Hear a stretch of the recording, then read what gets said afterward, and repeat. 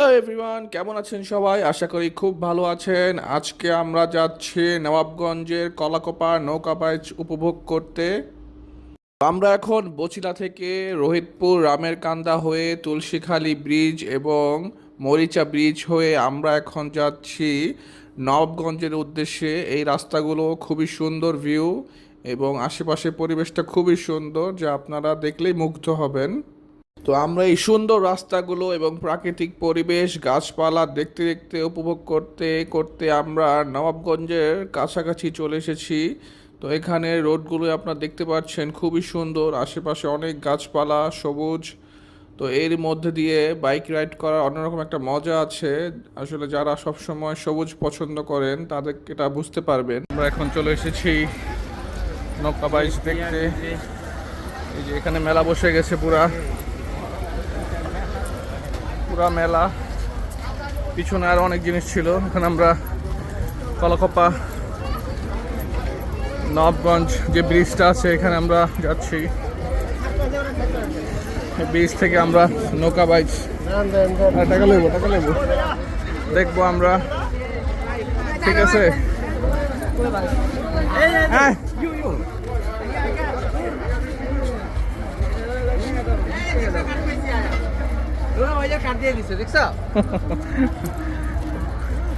ঠিক আছে। কি অবস্থা ব্রিজের? আমরা এখন সামনে, এখান থেকে আমরা ঢালের দিকে নামবো। নিচে তো জায়গা নাই, দেখা যায়।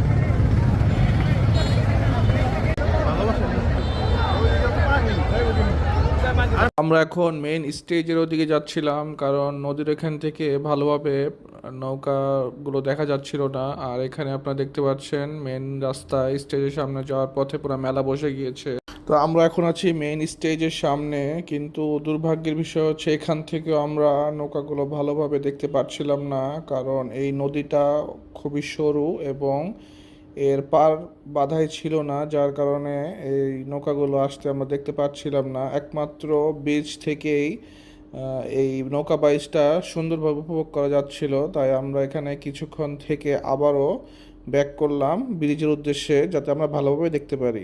তো দেখেন এখানে কি অবস্থা, মানুষ নদীতে নেমে গিয়েছে এবং সেখানেও জায়গা না পেয়ে বট গাছের একদম ডালে উঠে বসেছে নৌকা বাইচ উপভোগ করার জন্য। আসলে গ্রাম অঞ্চলের মানুষ নৌকা বাইচ খুবই পছন্দ করে এবং তারা এটা দেখতে খুবই আগ্রহী। তাই দেখুন, এটা প্রায় 4-5 তলা সমান উপরে তারা এখানে গাছে বসে আছে এবং সুন্দরভাবে নৌকা বাইচ দেখছে। তো এখানে দেখতে পাচ্ছেন একটি প্রতিযোগিতা ছাড়া হয়েছে। এখানে দুইটি নৌকা, একটি লাল কালার এবং একটি সবুজ কালার। তো এখানে মোটামুটি দোনো পক্ষই খুব চেষ্টা করছে আগে যাওয়ার জন্য, যাতে তারা জিততে পারে। কিন্তু এখানে আস্তে আস্তে একটা ডিফারেন্স হচ্ছে, একটা নৌকা আগে চলে এসেছে এবং আরেকটা পিছনে আছে। এখানে লাল কালার যেটা আছে, ওনারা অনেক ভালোভাবে নৌকাটি পরিচালনা করছে, যার কারণে তারা অনেক জোরে এবং যাচ্ছে এবং পিছনে ফেলে দিয়েছে সবুজ নৌকাটিকে এবং তারা এই ম্যাচটি জিতে গিয়েছে খুব ভালোভাবে। পরবর্তীতে তারা অন্য একটি নৌকার সাথে এখানে প্রতিযোগিতা তো বড় নৌকার পাশাপাশি কিছু ছোট নৌকাও এখানে অংশগ্রহণ করেছে। তার মধ্যে এই একটি নৌকা তারা নিজেরা একা একা এখানে নৌকা বাইচের খেলা দিচ্ছেন এবং সাধারণ মানুষকে একটা উপভোগযোগ্য একটা সময় তুলে দিচ্ছে। তো এরপর আবার কিছু বড় নৌকা একসাথে এখানে বাইচ দিচ্ছিল, তারা একে অপরকে টেক্কা দিচ্ছিল। খুব হাড্ডাহাড্ডি লড়াই হচ্ছিল এখানে, কেউ কাউকে ছাড় দিতে রাজি না। তো খুব হাড্ডাহাড্ডি লড়াই হচ্ছিল এখানে, খুব সুন্দরভাবে একে অপরকে পিছনে ফেলার চেষ্টা চলছিল। আমরা এটা ব্রিজের উপর থেকে দেখছিলাম। আসলে এটা নদীটা একটু বাঁকানো, যার কারণে এখানে একটু দেখতে অসুবিধা হচ্ছিল। তো একে অপরকে টেক্কা দিচ্ছিল। তো দেখতে পাচ্ছেন এখানে সবুজ নৌকাটি একটু ঘুরে গিয়েছে এবং এই লাল নৌকা যেটি আছে এটি একটু সামনের দিকে চলে এসেছে এবং এটি সম্ভবত জিতে যাবে।